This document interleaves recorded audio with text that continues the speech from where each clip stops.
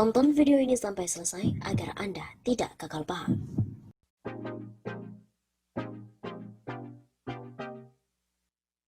Ada 157 pelanggaran yang dilakukan pemerintah era Jokowi. Sikap intoleran di beberapa daerah di Indonesia terus berlangsung di era kepemimpinan Presiden Joko Widodo. Direktur Riset Setara Institute, Halili Hasan menerangkan, perilaku intoleransi yang dia catat kebanyakan dilakukan pemerintah daerah berupa pelanggaran kebebasan beragama atau berkeyakinan. Dalam periode pertama pemerintahan Presiden Joko Widodo, pemerintah daerah merupakan aktor negara yang paling banyak menjadi pelaku pelanggaran KBB dengan 157 tindakan. Ujar Halili dalam siaran pers yang diterima oleh kantor berita politik RMOL pada hari Selasa 29 September. Ratusan tindak pelanggaran kebebasan beragama dan berkeyakinan atau KBB tersebut diantaranya dalam bentuk tindakan langsung atau violation by commission, peraturan intoleran dan diskriminatif atau violation by rule, maupun pembiaran yaitu violation by omission. Bahkan perilaku seperti itu diakui kembali marak jelang setahun pemerintahan Joko Widodo Ma'ruf Amin, di mana berbagai pelanggaran KBB dan ekspresi intoleransi menunjukkan peningkatan intensitas paling tidak dalam sebulan terakhir ini. Misalnya yang terjadi pada 1 September lalu, terdapat pelarangan pembangunan fasilitas rumah dinas pendeta di Gereja Kristen Protestan Pak Dairi, Kecamatan Napagalu, Kabupaten Aceh Singkil. Kemudian tanggal 13 September 2020 terjadi gangguan sekelompok orang intoleran atas ibadah terhadap jemaat HKBP KSB di Kabupaten Bekasi, dan pada 20 September yang terjadi penolakan ibadah dari sekelompok warga Geraha Prima Kecamatan Jonggol, Kabupaten Bogor terhadap jemaat dari Gereja Pantai Kosta Indonesia. Adapun pada 21 September 2020 juga terjadi pelarangan ibadah bagi umat Kristen di Desa Ngastemi, Kecamatan Bangsal, Kabupaten Mojokerto. Potret tersebut memperkuat fenomena terjadinya peningkatan tindakan intoleransi dan pelanggaran KBB di Indonesia. Sejak tahun politik nasional 2019, ada kecenderungan peningkatan ekspresi intoleransi dan diskriminasi terhadap kelompok-kelompok agama minoritas, ungkap Halili. Sepanjang tahun lalu tercatat 200 peristiwa pelanggaran KBB dialami masyarakat minoritas. Persoalan itu membuat Setara Institute mengutuk keras setiap tindakan yang menghalang-halangi penikmatan hak konstitusional setiap warga untuk beragama dan beribadah. Tindakan demikian tidak dapat dibenarkan dan nyata-nyata melanggar hak konstitusional atas KBB yang dijamin oleh Undang-Undang Dasar 1945, khususnya Pasal 28E ayat 1 dan 2, serta Pasal 29 ayat 2 Undang-Undang 1945. Lebih lanjut, Halili juga menuntut pemerintah menghadirkan, menjamin dan melindungi hak konstitusional warga minoritas, khususnya untuk bebas berekspresi dan juga beribadah. Secara khusus, Setara Institute mendesak Menteri Dalam Negeri Tito Karnavian untuk mengambil tindakan yang memadahi, lebih progresif, dan sesuai dengan otoritas legal dan demokratik untuk menjamin tata kelola pemerintah daerah yang inklusif dan toleran terhadap kebinekaan. Dalam catatan Setara Institute sejak tahun 2007, salah satu persoalan terbesar intoleransi dan pelanggaran KBB di Indonesia terletak pada level negara. Pemerintah selama ini lebih sering absen ketika para kelompok minoritas diintimidasi, direstriksi, didiskriminasi, bahkan dipersekusi. Begitu tutupnya.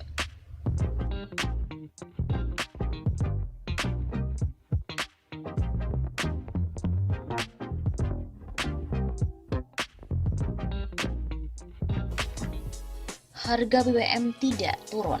Rakyat pun menuntut ganti rugi 24 triliun rupiah. Bagaimana nih Pak Jokowi?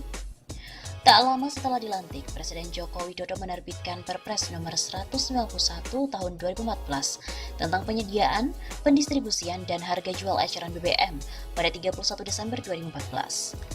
Perpres nomor 191 tahun 2014 kemudian direvisi dengan Perpres nomor 43 tahun 2018 guna menambah wilayah penjualan BBM, penugasan dari premium, dan kebijakan tentang penerimaan badan usaha setelah audit BPK.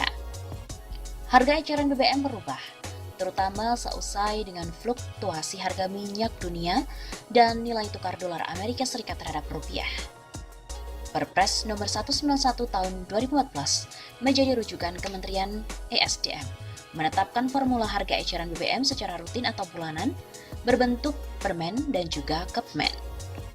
Permen ESDM yang pernah terbit meliputi nomor 39 tahun 2014, nomor 4 tahun 2015, nomor 39 tahun 2015, nomor 27 tahun 2016, nomor 21 tahun 2018, nomor 34 tahun 2018, dan nomor 40 tahun 2018. Kemudian dilanjutkan nomor 19 tahun 2019, nomor 62K 2019, nomor 187 tahun 2019, nomor 62K tahun 2020, dan yang terakhir adalah nomor 83K tahun 2020. Implementasi peraturan tadi tercermin pada harga BBM domestik yang berubah-ubah sesuai dengan fluktuasi harga minyak dunia. Misalnya, harga BBM RON 92 atau Pertamax per liter pada Mei 2015 adalah Rp9.600, turun menjadi Rp7.550 sesuai dengan peraturan nomor 4 tahun 2016.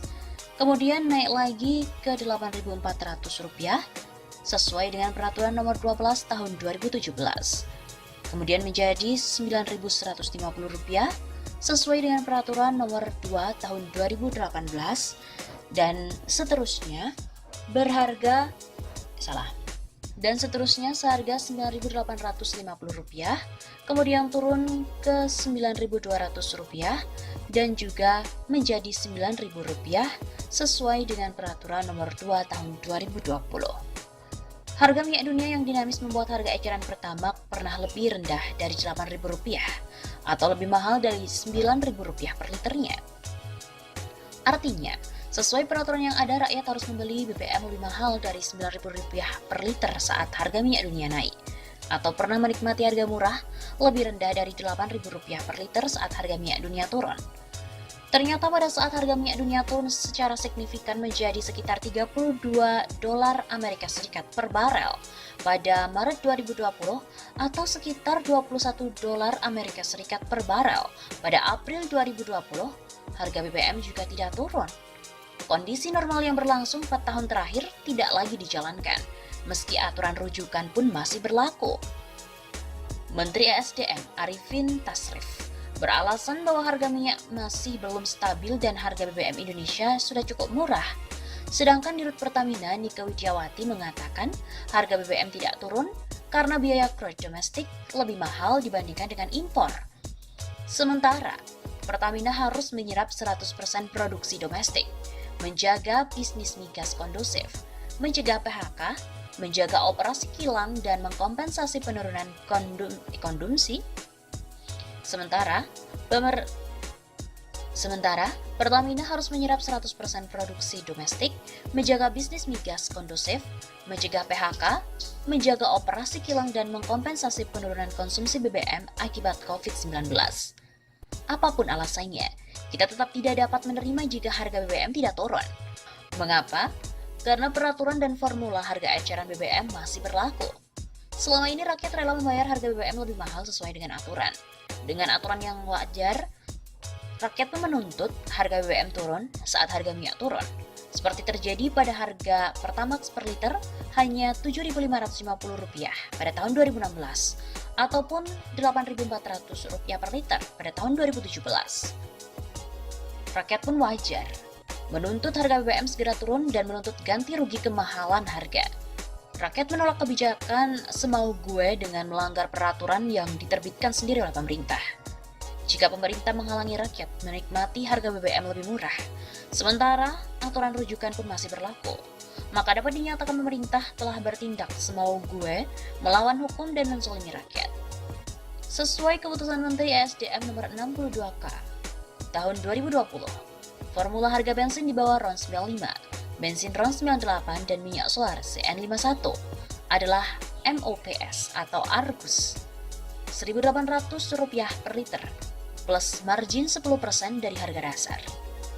Sebagai contoh, dengan formula tadi, sesuai MOPS, rata-rata 25 Februari sampai dengan 24 Maret 2020 dengan kurs dolar yaitu Rp15.300, maka diperoleh harga BBM yang berlaku 1 April 2020, jenis Pertamax RON 92 sekitar Rp5.500 per liter, dan Pertalite RON 90 sekitar Rp5.250 per liternya. Ternyata, harga resmi BBM di SPBU masing-masing adalah Rp9.000 dan juga Rp7.650. Dengan demikian, jika dibanding harga sesuai formula, maka konsumen BBM Pertamax membayar lebih mahal, Rp2.000 sampai dengan Rp3.500 per liternya. Hal sama juga terjadi untuk BBM tertentu atau solar, dan khusus penugasan atau premium. Namun dengan nilai kemahalan sekitar Rp1.250 sampai Rp1.500 per liter. Untuk semua jenis BBM rata nilai kemahalan diasumsikan Rp2.000 per liter.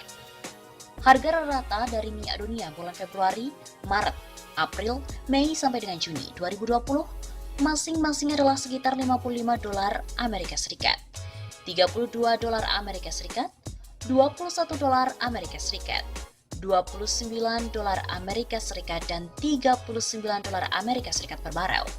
Sedangkan nilai tukar rata dolar Amerika Serikat terhadap rupiah untuk periode yang sama adalah Februari, yaitu Rp14.340, Maret sampai April Rp16.300, Mei Rp14.800, dan Juni Rp14.600. Berdasarkan asumsi-asumsi harga minyak dunia dan juga nilai tukar tadi, serta merujuk nilai kemahalan atau kelebihan bayar April 2020 sebesar Rp2.000 per liter. IRES pun memperkirakan kelebihan bayar konsumen BBM per liter untuk periode Maret sampai Juni 2020 adalah Maret Rp1.000, April Rp2.000, Mei Rp2.600, dan Juni Rp1.600.